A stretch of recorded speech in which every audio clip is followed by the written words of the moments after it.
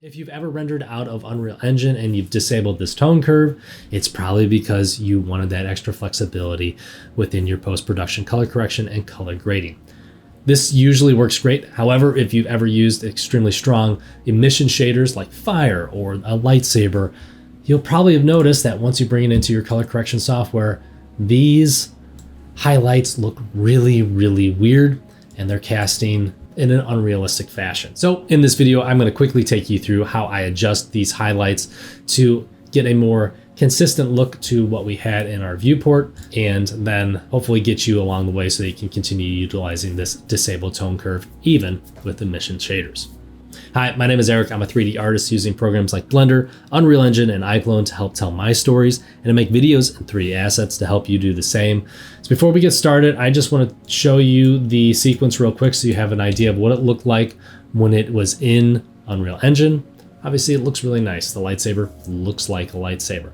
However, when you go ahead and render that out, then with disabled tone curve, it is going to put it into a linear color space. So we're going to get a different result no matter what when we bring it into DaVinci Resolve, but it usually can be adjusted for.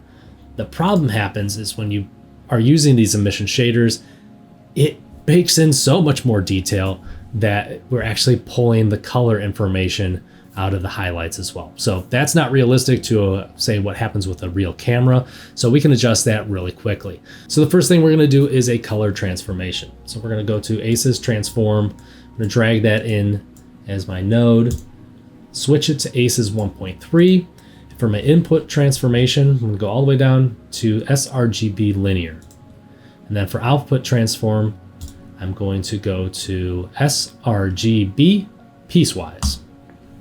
So there we go. You can see it's looking a little bit closer to what we had in our viewport, a little darker, but we're still getting this information in the highlights. So we can adjust for that really quickly using curves. So next thing I'm going to do is add a node, add a serial node, and then I'm going to go over here to my curves. And I want to make sure that these are not linked. So we're just going to be using the luminance channel here, and I'm going to make sure that we have a nice fall off when it comes to our highlights. It's just subtle, but as you can see here, we have some information peeking in these areas, and that's going to be that blue glow of the saber.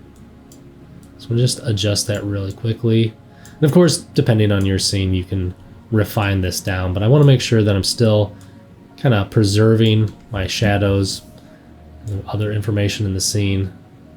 There's really right here, you can see as the core of the blade kind of goes a little closer to white, but we still have a little bit of information there.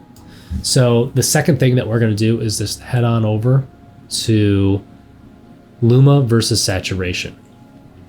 And I'm just going to make a little curve right here at the end. So as we approach the highlights, they're going to trend towards white instead of having saturation. So I'm going to kind of do this inverse S curve right here. And you can see that as I kind of bring this around, the core is getting much more white. I'm going to just rename this for us, curves.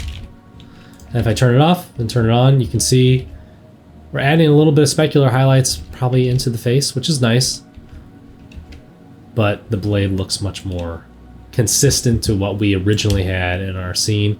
And the spill of the highlights is also going towards that white, so replicating more what you would see with a real camera.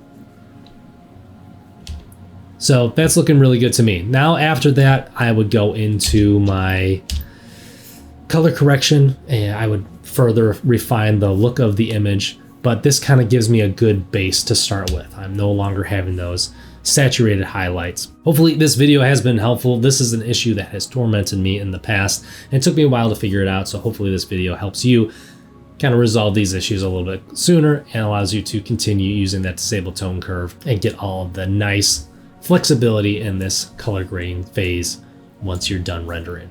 My name is Eric, and I will see you in the next one.